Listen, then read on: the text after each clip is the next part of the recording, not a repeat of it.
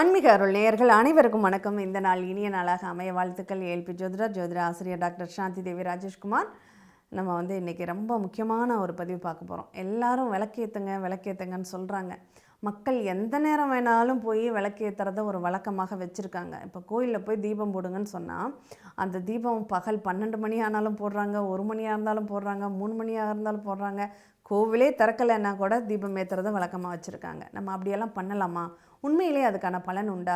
இல்லை வீட்டில் நம்ம விளக்கு ஏற்றக்கூடிய நேரம்னு ஒன்று இருக்கே, அந்த நேரம் எந்த நேரமாக இருக்குது அப்படின்னு பலதரப்பட்ட கேள்விகளை மக்கள் கேட்டுக்கிட்டு இருக்காங்க. அதற்கான ஒரு தெளிவும் விளக்கமும் கொடுக்கணும் அப்படிங்கிறதுக்காக தான் இந்த பதிவு அப்படின்னு சொல்லலாம். நம்ம வீட்டில் விளக்கேற்றக்கூடிய நேரம் அப்படிங்கிறது எப்போதுமே அதிகாலை பிரம்ம முகூர்த்த நேரத்தில் விளக்கேற்றுறது ரொம்ப ரொம்ப ரொம்ப நல்ல விஷயங்க. இந்த பிரம்ம முகூர்த்த நேரம் அப்படிங்கிறது விடிய காலையில் நம்ம 4 மணிலேருந்தேனே எடுத்துக்கலாம். ஆனால் அதிகபட்சம் நீங்கள் 4:30 மணிலேருந்து 6:30க்குள்ளாக தீபம் ஏற்ற வேண்டும். இந்த 4:30 to 6 அப்படிங்கிறது தீபம் ஏற்றுவதற்கு ரொம்ப உகந்தது. அதிகபட்சம் 6:30 மணி வரையும் நீங்கள் எடுத்துக்கலாம்.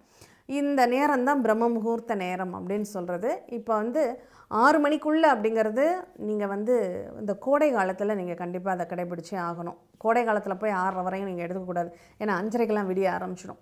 இந்த 6:30 வரையும் நீ எப்போ எடுத்துக்கலாம் அப்படின்னா, இப்போது இந்த மார்கழி மாத சீசன், கார்த்திகை புரட்டாசி காலத்திலேருந்து தை மாதம் வரையும் நீங்கள் இந்த காலகட்டங்களில் எடுத்துக்கலாம்.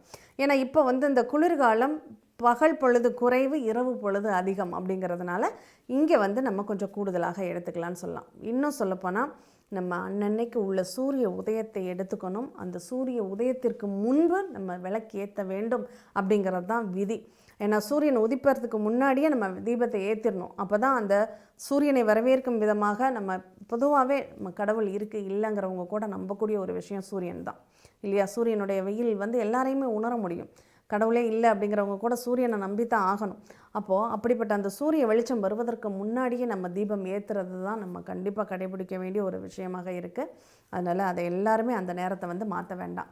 சரி, இப்போ சாயந்தர நேரத்தில் எப்போங்க விளக்கேற்றுறது? ஏன்னா பெரும்பாலும் காலை நேரத்தில் எல்லாரும் பரபரப்பாக இயங்கக்கூடிய நேரத்தில் விளக்கேற்றுறதுங்கிறது முடியல. அட்லீஸ்ட் நாங்கள் சாயந்தர நேரமாவது நாங்கள் விளக்கேற்றுறோம். எந்த நேரத்தில் தீபம் ஏற்ற வேண்டும் அப்படின்னா, சாயந்தரம் மாலை நேரத்தில் சூரியன் அஸ்தமனம் ஆனதுக்கு பிறகு, அது 5:30 மணிக்கு சூரியன் மறைஞ்சாலும் சரி, இந்த மாதிரி ஒரு நேரத்தில், அதாவது புரட்டாசிக்கு அப்புறம் உள்ள காலகட்டங்கள் தை மாதம் வரையும் ஒரு 5 மணிக்கெல்லாம் இருள் சூழ ஆரம்பிச்சிடும். 5:30 மணிக்கு பிறகு நீங்கள் 6:30 மணிக்குள்ளே தீபத்தை ஏற்றிடணும். 6:30ங்கிறப்போ ரொம்ப இருட்டிடும். இதுவே கோடை காலமாக இருந்ததுன்னு வச்சுக்கோங்களேன், நீங்கள் கரெக்டாக ஷார்ப்பாக 5:50க்கு பிறகு 6 மணிலேருந்தே நீங்கள் தொடங்கிக்கலாம். அது 6:30க்குள்ளே 6:45க்குள்ளே நீங்கள் தீபத்தை ஏற்றிடணும், இருள் வர ஆரம்பிக்கிறதுக்கு முன்னாடி. அதை தான் அந்தி சந்தி நேரம்னு சொல்லுவாங்க. அந்த காலையில் அந்த சூரிய உதயத்திற்கு முன்பு உள்ள பொழுதும், சாயந்தரம் சூரிய அஸ்தமனத்திற்கு முன்பு உள்ள பொழுதையும் தான் அந்தி சந்தி நேரம் அப்படின்னு சொல்கிறது. இந்த நேரத்தில் கட்டாயம் நம்ம விளக்கு போட வேண்டுமா? கண்டிப்பாக விளக்கு போடணும். சரி, இப்போ கோயில்களில், ஆலயங்களில் என்ன மாதிரி நேரத்தில் விளக்கு போடலாம்? ஆலயங்களில் இப்போ ஒரு சில கோயில்கள் ஒரு 7 மணிக்கு தான் திறப்பாங்கன்னு வச்சுக்கோங்களேன். அப்போ அந்த மாதிரியான கோயில்களில் ஒரு 9 மணி வரையும் இந்த கோயில்களில் நீங்கள் விளக்கு போடணும் அப்படின்னா, கருவறைக்குள்ளே தீபத்திற்கு எண்ணெய் வாங்கி கொடுங்க. நீங்கள் விளக்கு வெளியில் போடணுங்கிற அவசியமே இல்லைங்க.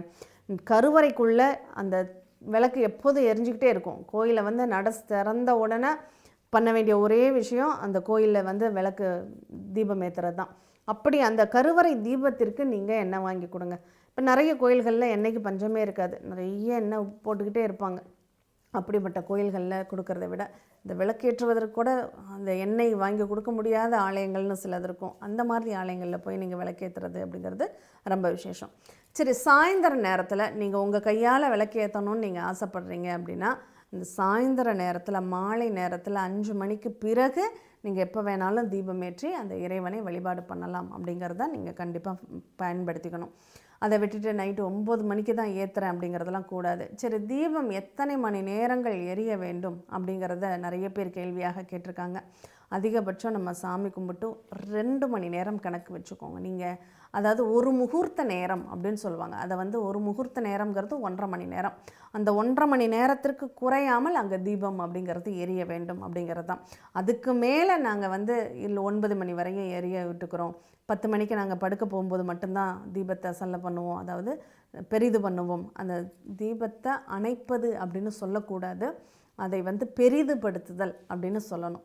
அதனால் தீபத்தை பெரிதுபடுத்துகிறோம் அப்படின்னு அப்படி வழக்கம்ங்கிறது நிறைய பேருக்கு அந்த படுக்க போகிறப்ப தான். அவங்க 12 மணிக்கு படுக்க போனாலும் 12 மணி வரைக்கும் தீபம் எரியறதையும் வழக்கத்தில் வச்சுருக்காங்க. அப்படியெல்லாம் கிடையாது. இந்த தீபத்தை எப்போ நம்ம பண்ணணும், அதாவது பெரிதுபடுத்தணும் அப்படின்னா, நம்ம கோவில்கள் எல்லாம் பள்ளியறை பூஜைன்னு ஒன்று நடக்கும். பள்ளியறை பூஜையை முடிச்சுட்டு நடைய சாத்திட்டு தெய்வத்தை உறங்க வச்சுட்டு எல்லோரும் வீட்டுக்கு கிளம்பிடுவாங்க. அந்த மாதிரி தான் வீட்லேயும் தெய்வம் நமக்காக விடிய விடியெல்லாம் முழிச்சிட்டு இருக்கணும்னு அவசியம் இல்லை. அப்போ கோவிலில் அதிகபட்சம் 8:30 மணி வரையும் அந்த பள்ளியறை பூஜை அப்படிங்கிறது சில கோயில்களில் 8:30 மணி வரையும் நடத்துவாங்க. அந்த 8:30 மணி வரையும் அங்கே விளக்கு எரிந்தாலே போதுமானது. அதிகபட்சம் 1.5 மணி நேரம் தான் கணக்கு. 1.5 மணி நேரம் நம்ம விளக்கு போடலாம். அதிகமாக அந்த கோவில் பள்ளியறை பூஜை வரையுமாவது நம்ம வீட்டில் விளக்கு எரியலாம். அதுக்கு மேலே விளக்கு எரிய வேண்டும் அப்படிங்கிற அவசியம் இல்லை அப்படிங்கிறத நீங்கள் புரிஞ்சுக்கோங்க. இதில் நம்ம விடிகாலை நேரத்தில் காலையிலையும் மாலையில் அந்த அந்தி சந்தி பொழுதுகளில் விளக்கு ஏற்றுறது தான் நமக்கு வாழ்க்கையில் எப்போதுமே. ஏன்னா விளக்கு வெளிச்சம் எப்போ தேவைப்படும்? பகலில் தான் சூரியன் வெளிச்சமாக இருக்கார். பகலில் நமக்கு தீபம் வேணுமா என்ன? அப்போ எப்போ தேவைப்படும் அப்படின்னா, நமக்கு அந்த இருள் சூழக்கூடிய நேரத்தில் தான் வெளிச்சம் அப்படிங்கிறது தேவைப்படும். இன்றைக்கி மின்சார விளக்குகள் எங்கே பார்த்தாலும் போட்டுடுறாங்க. அதனால் நமக்கு வந்து விளக்கு தேவைப்படாது. ஆனாலும் வீட்டில் பூஜை அறையில் மட்டுமாவது நம்ம விளக்கு கட்டாயம் போட வேண்டும் அப்படிங்கிறத நம்ம தெரிஞ்சுக்கணும். தீபம் ஏற்றி வழிபாடக்கூடிய ஒரு முறை தான் அந்த தெய்வத்திற்கு. ஏன்னா ஒரு சிலர் அந்த தீபத்தையே தெய்வமாக நினச்சி வழிபடுறவங்களும் உண்டு. இப்போ தீபத்தை நம்ம ஏற்றும் போது அங்கே ஜோதி ஸ்வரூபியே போற்றி அப்படின்னு சொல்லி அங்கே சொல்லிவிட்டு தீபம் ஏற்றணும் அப்படிங்கிறத நம்ம மனசில் வச்சுக்கணும். அதே மாதிரி தீபத்தை அணைக்கும் போதுன்னு சொல்லக்கூடாது, பெரிதுபடுத்தும் போது ஒரு புஷ்பத்தை எடுத்து சாந்த ஸ்வரூபியே போற்றி அப்படின்னு சொல்லிவிட்டு அந்த தீபத்தை பெரிதுபடுத்த வேண்டும் அப்படிங்கிறத கணக்கில் வச்சுக்கோங்க. இந்த தீப வழிபாடுங்கிறது நம்ம வாழ்க்கையில் எல்லாத்துமே எப்பெல்லாம் இந்த இருளே அடைய விடாமல் நம்ம பார்த்துக்கிட்டோம்னாவே நம்ம வாழ்க்கையில் எப்போதுமே வெளிச்சம் இருக்குங்க. அதை மட்டும் பார்த்துக்கோங்க. நன்றி. மீண்டும் இனியதொரு நிகழ்வில் சந்திப்போம்.